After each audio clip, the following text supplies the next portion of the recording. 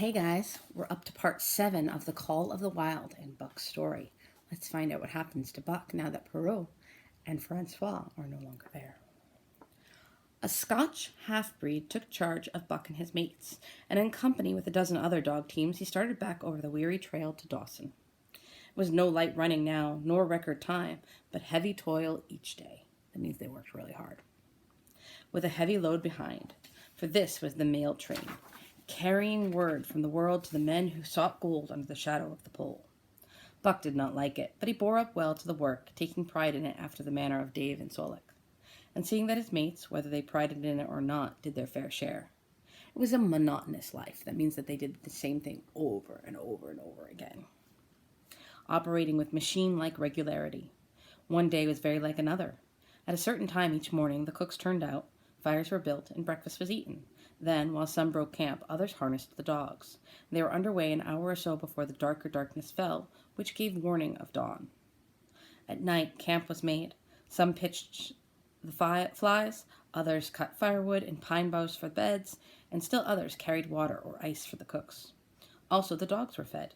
To them, this was the one feature of the day, though it was good to loaf around, after the fish was eaten, for an hour or so, with the other dogs, of which there was 50 and odd. So the one feature means that this was the one thing they looked forward to every day. I look forward to eating every day too. There were fierce fighters among them, but 3 battles with the fiercest brought Buck to mastery, so that when he bristled and showed his teeth, they got out of his way. Wow, he was the leader of all of those dogs, which they said was 50 and odd. So usually, if I remember correctly, a score is, I think, 20. Yeah, I think it's 20 years. So 50, so 5 times 20 would be 100 and odd dogs. So 100 or more dogs. Wow, that's a lot of dogs. Best of all, perhaps, he loved to lie near the fire, hind legs crouched under him, forelegs stretched out in front of him, head raised and eyes blinking dreamily at the flames. Sometimes he thought of Judge Miller's big house in the sun-kissed Santa Clara Valley, and of the cement swimming tank, and Isabel, the Mexican hairless, and Toots, the Japanese pug. But oftener he remembered the man in the red sweater, the death of Curly, the great fight with Spitz, and the good things he had eaten or would like to eat. He was not homesick. The sunland was very dim and distant, and though he remembered, such memories had no power over him. Far more potent were the memories of his heredity that gave things he had never seen before a seeming familiarity. The instincts, which were but the memories of his ancestors, become habits, which had lapsed in later days and still later in him quickened and became alive again. So he's trying to think about what it was to be a dog in the wild. Sometimes, as he crouched there, blinking dreamily at the flames, it seemed that the flames were of another fire, and that he crouched by this other fire he saw another and different man from the half-breed cook before him. This other man was shorter of leg and longer of arm, with muscles that were stringy and knotty rather than rounded and swelled. The hair of this man was long and matted, and his head slanted back under it from the eyes. He uttered strange sounds and seemed very much afraid of the darkness, into which he peered continually, clutching in his hand, which hung midway between knee and foot, a stick with a heavy stone made fast to the end. It was all but naked. A ragged and fire-scorched skin hung part way down his back.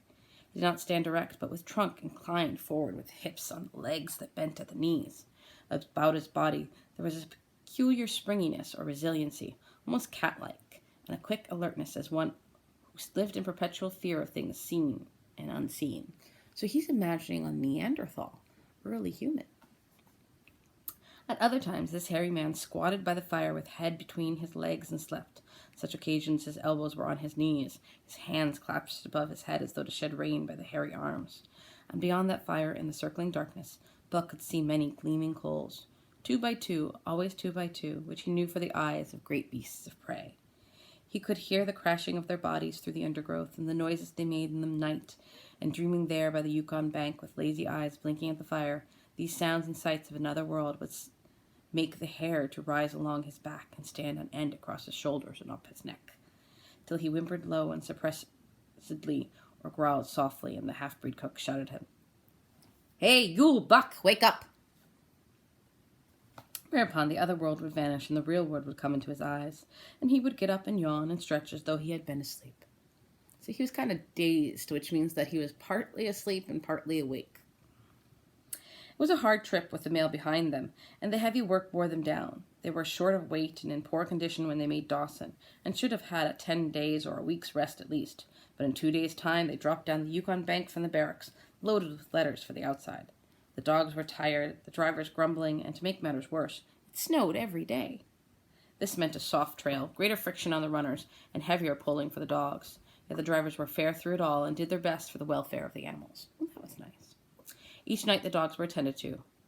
First, they ate before the drivers ate, and no man sought his sleeping robe till he had seen to the feet of the dogs he drove.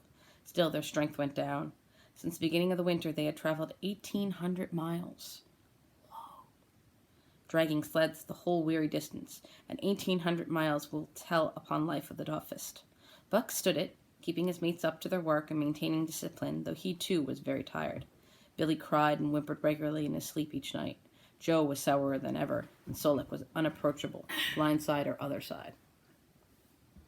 But it was Dave who suffered most of all. Something had gone wrong with him, became more morose and irritable, and when camp was pitched at once made his nest where his driver fed him. Once out of the harness and down, he did not get on his feet again till harnessed up time in the morning. Poor Dave. Sometimes in the traces, when jerked by a sudden stoppage of the sled, or by straining to start it, he would cry out with pain. The driver examined him. He could find nothing. All the drivers became interested in this case. They talked it over at mealtime and over the last pipes before going to bed. And one night they had a consultation. He was brought from his nest to the fire and was pressed and prodded till he cried out many times. Something was wrong inside, but they could locate no broken bones, could not make it out. By the time Cassiar Bar was reached, he was so weak that he was failing repeatedly in the traces. The Scotch half-breed called a halt and took him out of the team, making the next dog, Solik, fast to the sled. His intention was to rest Dave, letting him run free behind the sled. Sick as he was, Dave resented being taken out, grunting and growling when the traces were unfastened, and whimpering broken-heartedly when he saw Solik's in the position he had held and served so long. For the pride of trace and trail was his, and sick unto death, he could not bear that another dog should do his work. Here's what the Scotch half-breed looks like.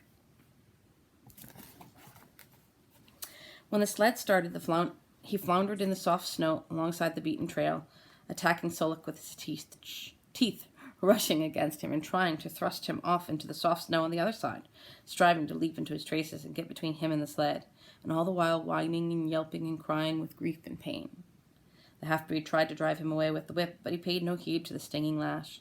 The man had not the heart to strike harder. Dave refused to run quietly on the trail behind the sled, where the going was easy, but continued to flounder alongside in the soft snow, where the going was most difficult, till exhausted. Then he fell and lay where he fell, howling laboriously on the long trail of sleds turned by.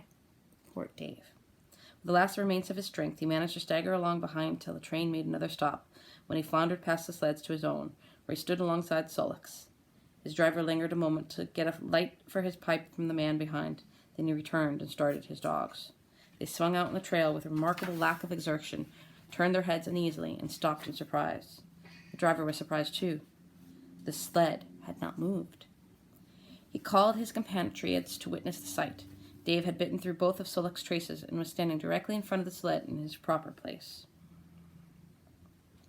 He pleaded with his eyes to remain there. The driver was perplexed. His comrades talked of how a dog could break its heart through being denied the work that killed it, and recalled instances they had known where dogs, too old for the toil or injured, had died because they were cut out of the traces. Also, they held it a mercy, since Dave was to die anyway, that he should die in the traces, heart easy and content. So he was harnessed in again, and proudly he pulled as of old, though more than once he cried out involuntarily from the bite of his inward hurt. Several times he fell down and was dragged in the traces, and once the sled ran upon him so that he limped thereafter in one of his hind legs. But he held out till camp was reached, when his driver made a place for him by the fire. Morning found him too weak to travel. At harness-up time he tried to crawl to his driver. By convulsive efforts he got on his feet, staggered, and fell. Then he wormed his way forward, slowly toward where the harness were being pulled by his mates.